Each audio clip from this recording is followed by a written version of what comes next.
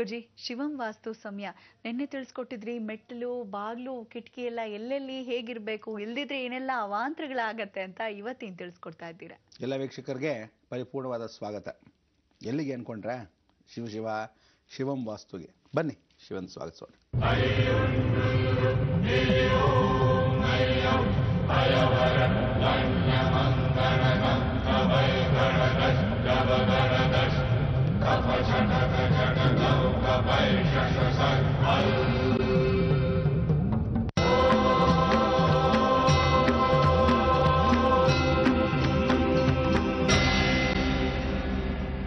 ಬಹಳ ಸಂತೋಷ. ಬಂದ್ರ ಬಾಗಿಲನ್ನು ತೆರೆದು ಸೇವೆಯನ್ನು ಕೊಡೋ ಹರಿಯೇ. ನೋಡಿದ್ರೆ ಜೀವನದಲ್ಲಿ ಬಾಗ್ಲೇ ಬಹಳ ಮುಖ್ಯ ಅಂತ. ಜೀವನದ ಬಾಗ್ಲು ಮುಂಭಾಗ್ಲು. ಮನೆಗೆ ಬಹಳ ಮುಖ್ಯವಾಗಿರ್ತಕ್ಕಂಥದ್ದು ದ್ವಾರ. ಆ ಮುಂಭಾಗ್ಲು ಬಹಳ ಮುಖ್ಯ ಅಂತಕ್ಕಂಥದ್ದು ಯಾವತ್ತೂ ತಿಳ್ಕೊಳ್ಳಿ, ಆ ಕಾಲದಿಂದ ಈ ಕಾಲದವರೆಗೂ ಒಂದೇ ಬಾಗ್ಲಿರಬೇಕು. ಮುಂಭಾಗ್ಲು ಯಾವ ಕಾಲಕ್ಕೋ ನೀವು ಹಳ್ಳಿ ಕಡೆಯಿಂದ ನೋಡ್ಕೊಂಬನ್ನಿ. ಯಾವ ಕಾಲಕ್ಕೂ ದೇವರ ಮನೆ ಬಿಟ್ಟರೆ ಎರಡು ಬಾಗಿಲನ್ನು ಮಾಡ್ತಕ್ಕಂಥದ್ದು ದೇವರ ಮನೆಗೆ ಮಾತ್ರ. ಮುಂಬಾಗಿಲನ್ನ ಎರಡು ಬಾಗಿಲಾಗಿ ಮಾಡಿದ್ರೆ ಆ ಜೀವನದಲ್ಲಿ ಗಂಡ ಹೆಂಡತಿ ಬಾಂಧವ್ಯ ಯಾವತ್ತಿದ್ರೂ ಚೆನ್ನಾಗಿರಲ್ಲ. ಬರೆದಿಟ್ಕೊಂಬಿಡಿ.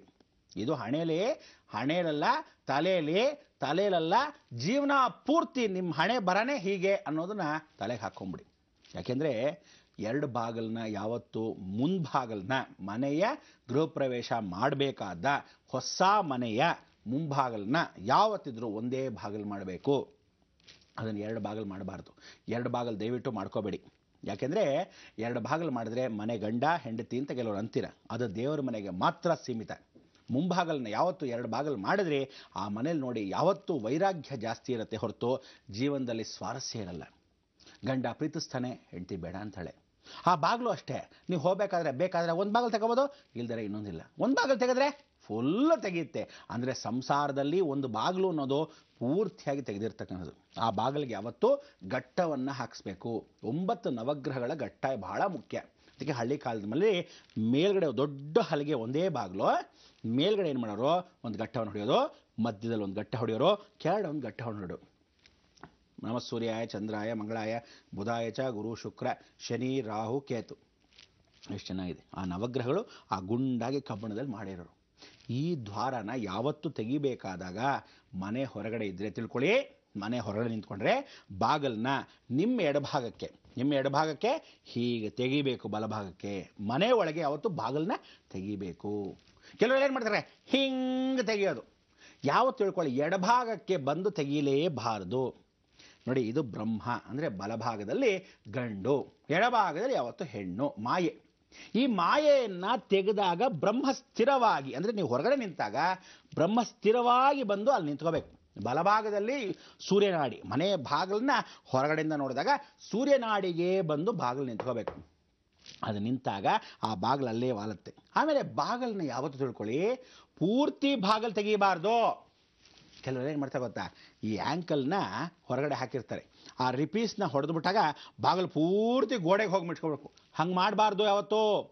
ಯಾವತ್ತು ತಿಳ್ಕೊಳ್ಳಿ, ಮುಕ್ಕಾಲು ಅಂದರೆ ಅರ್ಧ ದಾಟಿ ಕಾಲು ಭಾಗ ಹೋಗಿ ಮುಕ್ಕಾಲಿಗೆ ಮಾತ್ರ ನಿಂತ್ಕೋಬೇಕು.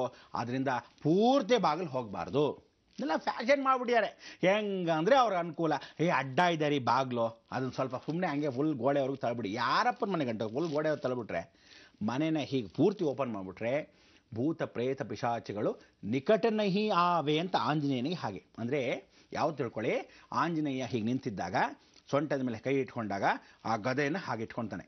ಅಂದರೆ ಆ ಗದೆಯನ್ನು ಹಾಗೆ ಇಟ್ಕೊಳ್ಬೇಕಾದ್ರೆ ಅವನು ಎಡಭಾಗದಲ್ಲಿ ಮಾಯೆಯನ್ನು ಬಿಟ್ಟು ಬಲಭಾಗದಲ್ಲಿ ಗದೆಯನ್ನು ಇಟ್ಕೊಳ್ಳೋದು.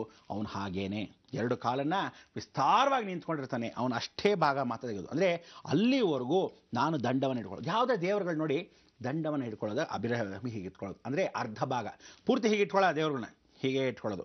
ಆ ಕಾಲು ಭಾಗ ಮಾತ್ರ ಹಾಗೆ ತೆಗಿಬೇಕು. ಅಂದರೆ ದೇಹದ ಅರ್ಧ ಭಾಗದಿಂದ ಸೂರ್ಯನಾಡಿ ಹೀಗಿರಬೇಕು. ದೇವರ ವಾಸ್ತುಗಳಲ್ಲಿ ನಾವು ಶಿಲ್ಪಕಲಾ ವಿತ್ತನೆಯನ್ನು ಹಾಗೇ ಮಾಡ್ಕೊತೀವಿ. ಇದನ್ನೆಲ್ಲ ನೀವು ತಿಳ್ಕೊಳ್ಳದೇ ಇದ್ದರೆ ಭಾಳ ಕಷ್ಟ. ದೇವಸ್ಥಾನದ ಬಾಗಿಲನ್ನ ಯಾವತ್ತೂ ಎರಡಾಗಿ ತೆಗಿಬೇಕು. ಅಂದರೆ ನಾವು ನಿನ್ನ ಬಳಿಗೆ ಬಂದಿದ್ದೀವಿ, ಒಬ್ಬನಾಗಿರ್ತಕ್ಕಂಥ ಒಳ್ಳೆಯ ಮೂರ್ತಿ, ನಿನ್ನ ಎರಡೂ ಭಾಗದಲ್ಲಿ ಕೈ ಕೆರೆದು ಭಗವಂತ ಅಂತ ಬರ್ತೀವಿ. ಅದು ದೇವಸ್ಥಾನಕ್ಕೆ ಮಾತ್ರ. ಈ ರೀತಿ ಬಾಗಿಲುಗಳನ್ನ ಇಟ್ಕೊಂಡಾಗ ಮುಂಭಾಗಲಿಗೆ ಎದುರುಗಡೆ ಒಂದು ಬಾಗಿಲು ಮಾತ್ರ ಇರಬೇಕು. ಮುಂಭಾಗಲಿಗೆ ಎದುರುಗಡೆ ಒಂದು ಬಾಗಿಲನ್ನ. ಬಾಗಿಲನ್ನ ಯಾವತ್ತೂ ತಿಳ್ಕೊಳ್ಳಿ, ಬಹಳ ದೊಡ್ಡದಾಗಿ ಮಾಡ್ತಕ್ಕಂಥ ವಿಧಾನ ಇಟ್ಕೋಬಾರ್ದು. ಮನೆ ಯಜಮಾನ 24 ಗಂಟೆ ಕೆಲಸ ಕೆಲಸ ಕೆಲಸ ಕೆಲಸ ಅಂತ ಇರ್ತಾನೆ ಹೊರತು, ಮನೆಗೆ ಕುಟುಂಬ ಪರಿವಾರ ಒಂದು ಊಟಕ್ಕೆ ಬನ್ನಿರಿ, ಬರ್ತೀನಿ ಕಣೆ, ನೀ ಅರೇಂಜ್ ಮಾಡಬೇಡ, ಅರ್ಜೆಂಟ್ ಮಾಡಬೇಡ, ಬರ್ತೀನಿ ಬಿಡು ಅಂತ. ಅಂದರೆ ತಮ್ಮ ತಲೆಯನ್ಗಿಂತ ಎತ್ತರವಾಗಿಟ್ಟರೆ ಬಾಗಿಲುಗಳನ್ನ ತಲೆ ಬಾಗಿ ಬನ್ನಿ ಅಂದರೆ ಸುಮಾರು 6 ಅಂಗಳಗಳು ಮಾತ್ರ ಇರಬೇಕು. ಬಹಳ ದೊಡ್ಡದಾಗಿ ಬಾಗಿಲುಗಳಿಟ್ಟರೆ ಮನೆಗಳಿಗೆ, ಎಸ್ಪೆಷಲಿ ಮನೆಗೆ ಯಾವತ್ತೂ ದೊಡ್ಡ ದೊಡ್ಡ ಬಾಗಿಲುಗಳು ಇರಬಾರ್ದು. ಆ ಮನೆಯಲ್ಲಿ ಯಜಮಾನರಾಗಲಿ ಯಾರೇ ಹೊರಗಡೆ ಹೋದವರು ಬೇಗ ಮನೆ ಬಂದು ಸೇರಲ್ಲ. ನೀವು ನೋಡಿ, ಸೂರ್ಯ ಅಸ್ತವಾದ ಮೇಲೆ ಬಂದು ಕೇಳೋದು, ತಲೆ ಮೇಲೆ 6 ಅಡಿ ಮೇಲ್ಭಾಗ ಯಾವುದೇ ಇರಲಿ ಬಾಗಿಲುಗಳು, ಯಾವ ಮನೆಯಾದರೂ ಇರಲಿ, ನೀವೆಲ್ಲ ಇವತ್ತೇನು ಕಾರ್ಯಕ್ರಮ ನೋಡ್ತಾ ಇದ್ದೀರಾ, ನಿಮ್ಮ ಗಂಡಂದ್ರು ಆ ಸಮಯಕ್ಕೆ ಕರೆಕ್ಟಾಗಿ ಸೂರ್ಯೋದಯ ಅಂದರೆ ಆ ಉದಯ ಆಗ್ತಕ್ಕಂಥ ಸಮಯದಿಂದ ಅವನು ಮುಳುಗೋ ಸಮಯ, ಸೂರ್ಯ ಅಸ್ತಮಾನಕ್ಕೆ ಸ್ವಯಂ ದಿವಾಕರ, ಅವನು ಅಸ್ತಮಾನದೊಳಗೆ ಬಂದ್ಬಿಡ್ತಾನ? ಖಂಡಿತ ಬರಲ್ಲ.